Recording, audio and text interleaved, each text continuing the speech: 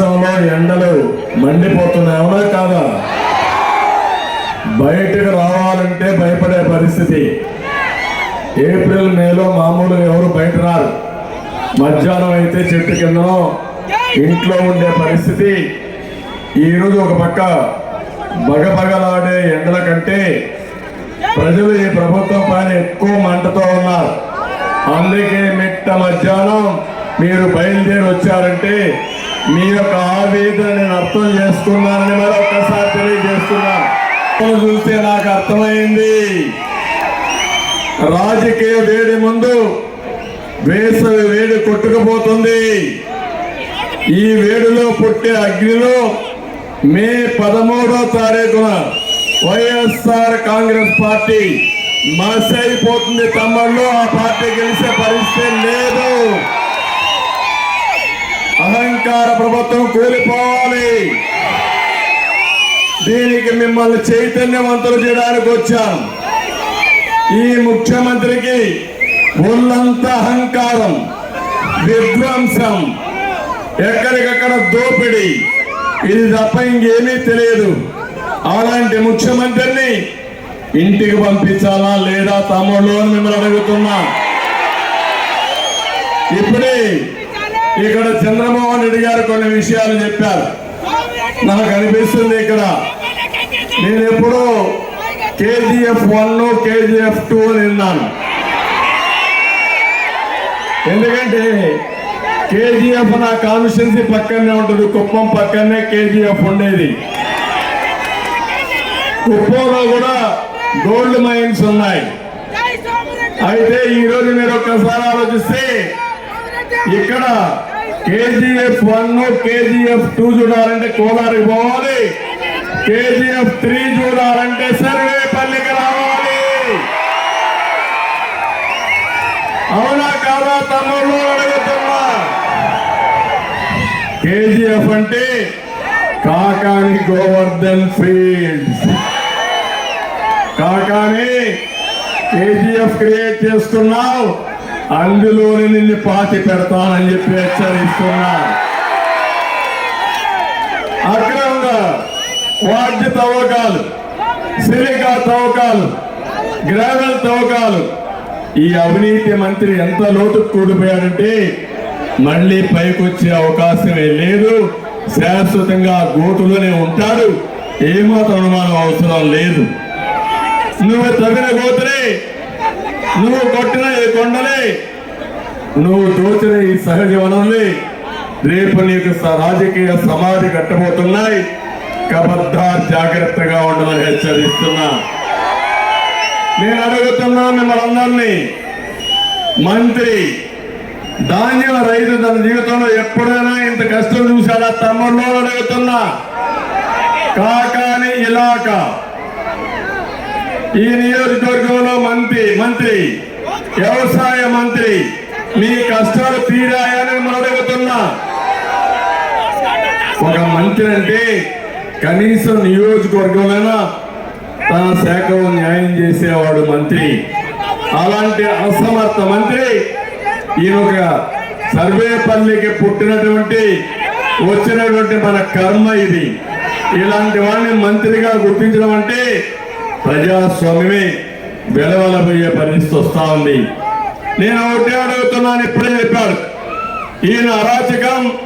అక్రమ toll gate ద్వారా కృష్ణపట్నం నుంచి కంటైనర్ టెర్మినల్ తమిళనాడుకి వెళ్ళిపోతే 10,000 మందికి ఉపాధి కోల్పోయారు. అవునా కాదా అని మిమ్మల్ని అడుగుతున్నా.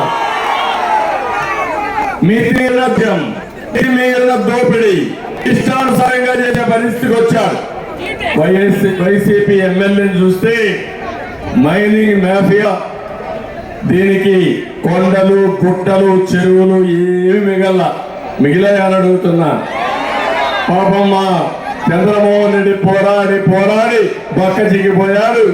అతను మాత్రం దోచుకొని ఒళ్ళు బలిసిపోయిందని కూడా హెచ్చరిస్తున్నా.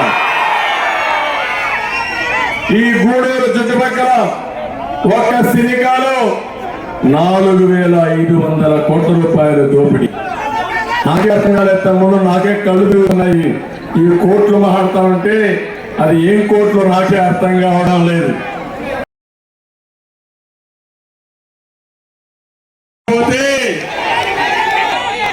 అప్రమత్తంగా ఉండకపోతే ఈ కాకాని చేసే పనులు అన్ని ఇన్ని కాదు గుర్తుపెట్టుకోవాలని కోరుతూ ఈ ఉమ్మడి నెల్లూరు జిల్లాలో అన్ని సీట్లు గెలిపించే బాధ్యత మీది. కులాలు కాదు కావాల్సింది, ప్రాంతాలు కాదు కావాల్సింది, మతాలు కాదు కావాల్సింది, కావాల్సింది అభివృద్ధి, సంక్షేమం, ఉద్యోగాలు.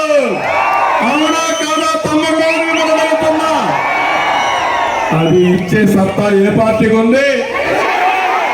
ఎన్డీఏకి ఉంది. నా అనుభవం పవన్ కళ్యాణ్ శక్తి, ఎన్డీఏ దమ్ము మూడు కలిస్తే తిరుగులే తమ్ముళ్ళు. ఢిల్లీలో ఎన్డీఏ ఉంది. నరేంద్ర మోడీ గారు 2047కి ప్రపంచంలోనే భారతదేశం నెంబర్ 1 దేశంగా ఉండాలని ప్రణాళికలు తయారు చేస్తున్నాడు. వికసిత్ భారత్ అని. నేను ప్రపంచంలోనే తెలుగు జాతి నెంబర్ 1 గా ఉండాలని నేను ఆలోచిస్తున్నా. పేదరికం లేని రాష్ట్రంగా ఉండాలని నా ఆకాంక్ష. ఇది సాధ్యం. అదే నా జన్మదిన రోజున నా సంకల్పం అని చెప్పి నేను మీ అందరికీ తెలియజేస్తున్నా. నా సంకల్పానికి మీరందరూ తోడుగా ఉంటారా అని మిమ్మల్ని అడుగుతున్నా. నమ్మకమేనా అని మిమ్మల్ని అడుగుతున్నా. నాకు ఈ మాట ఇస్తారా అని మిమ్మల్ని అడుగుతున్నా. గట్టిగా చెప్పండి, చెప్పండి మేము ఉంటామని. శభాష్. మిమ్మల్ని చూస్తే బాగా నమ్మకం వచ్చింది నాకు. నేను కూడా గట్టిగా అడిగా మిమ్మల్ని. అందరూ కూడా ఒప్పుకునే పరిస్థితికి వచ్చారు. మళ్ళీ సత్యవేళ మీటింగ్ ఉంది. ఇప్పుడు ఇక్కడ హెలికాప్టర్ ఎక్కకపోతే మీటింగ్ మిస్ అయిపోతుంది. కాబట్టి అందరినీ కోరేది 2 బటన్లు, ఒక బటన్ కమలం, ఒక బటన్ సైకిల్ కూడా నొక్కాల్సిందిగా మరొకసారి జరుగుతూ అందరికీ నమస్కారాలు. జై హింద్.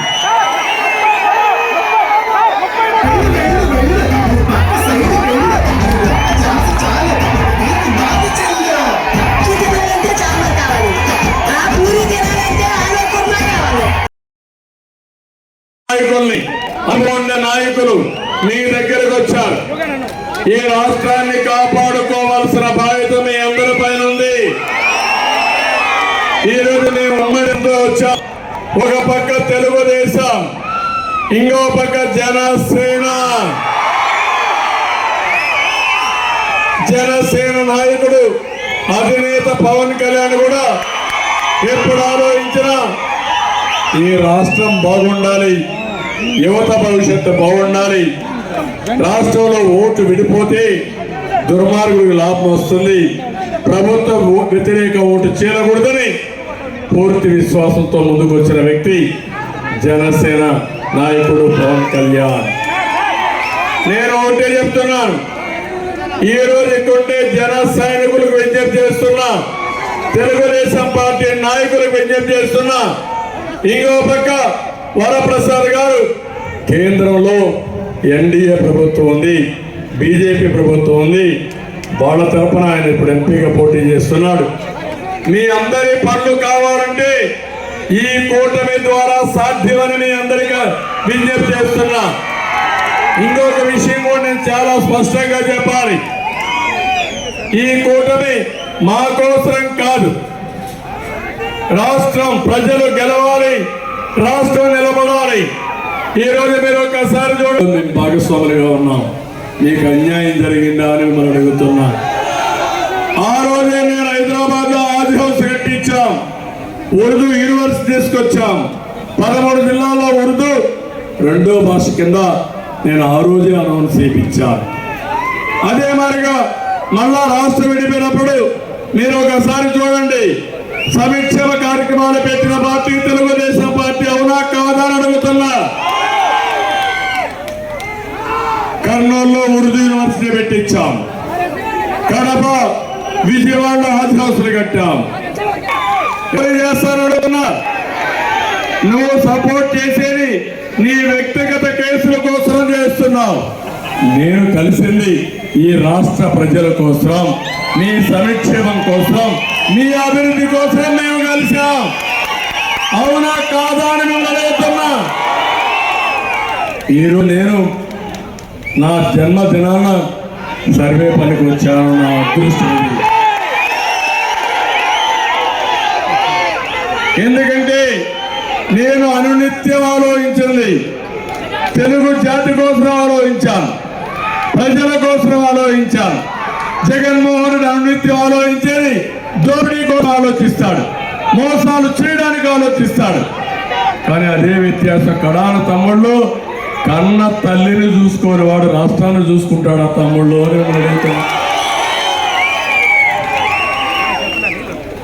సొంత చెల్లెల్ని ద్రోహం చేసిన వాడు రాష్ట్రానికి న్యాయం చేస్తాడా అని మిమ్మల్ని అడుగుతున్నా. మాట్లాడితే వాళ్ళందరికీ నేను చెప్పి చేయిస్తున్నానంట.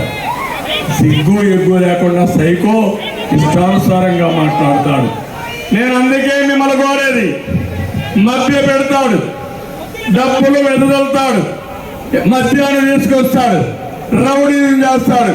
తమ్ముళ్ళు భయపడితే జీవితాంతం మీ జీవితాల్లో చీకటి ఉంటుంది. భయపడకుండా వీరోచితంగా పోరాడండి. మా తమ్ముళ్ళకు ఒకటే విజ్ఞప్తి చేస్తున్నా, సైకిల్ ఎక్కండి. తెలుగుదేశం, జనసేన, బీజేపీ జెండాలు కట్టుకోండి, గ్లాసు పట్టుకోండి. గాజు గ్లాస్ అవసరం. ఎక్కడన్నా నీళ్లు తాగాలన్నా, టీ తాగాలన్నా తాగడానికి గాజు గ్లాస్ ఉండాలి. ఎవరన్నా కానీ మీ జోలుకు వస్తే పదినెక్కించండి గ్లాస్ కి. అదే సమయంలో కమలం పువ్వు కూడా సైకిల్ పైన పెట్టుకోండి, దానికి రాణింపు వస్తుంది. ఇంకా సైకిల్ స్పీడ్ పెంచండి. రేపు రాబోయే రోజుల్లో తమ్ముళ్ళు ఎక్కడ మీరంతా కూడా ఒకటే గుర్తు పెట్టుకోవాలి, సైకిల్ కనపడింది ఇక్కడ సైకిల్కి, కమలం పువ్వు కనపడింది ఇక్కడ కమలం పువ్వుకి. ఇక్కడ ప్రత్యేకంగా ఎంపీ వరప్రసాద్ గట్టిగా ఒక బటన్ నొక్కండి. ఆ బటన్ నొక్కితే వరప్రసాద్ ఢిల్లీ పార్లమెంట్కి వెళ్ళాలి. మళ్ళీ చెప్తున్నా, ఈసారి గట్టిగా బటన్ నొక్కండి. చంద్రమోహన్ రెడ్డి గారి బటన్ ఒక్కటి బటన్ నొక్కారు.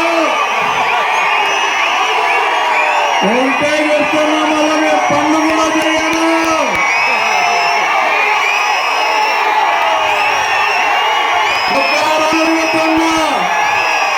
గెలిపిస్తారనుకున్నా వెనకాల చెప్పాలి, చేలు పైకి చెప్పండి.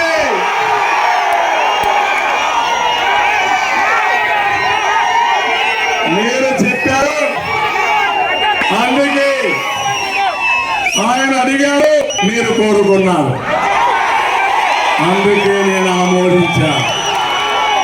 లేదా చంద్రమోహన్ రెడ్డి కష్టపడతారు, మీరు మాత్రం మళ్ళా అవినీతి డబ్బులు 5,000 ఇస్తే ఓటేస్తారా? అవినీతి పనులు మట్టి కల్పిస్తారా లేదా? మీరు ప్రజానాయకుడు ఎన్నుకుంటారా లేదా? మీరు ఏం తమ్ముళ్ళు హుషారైతే బాగా కనపడొస్తా ఉంది. 20 రోజులు మళ్ళీ చూస్తా. ఈ మధ్య మీలో కూడా రోషం వచ్చింది. సర్వేపల్లి గ్రాఫ్ పెరుగుతా ఉంది. మా సర్వేలో కూడా మీ గ్రాఫ్ పెరిగింది. అందుకే నమ్మకం కలిగింది. అయితే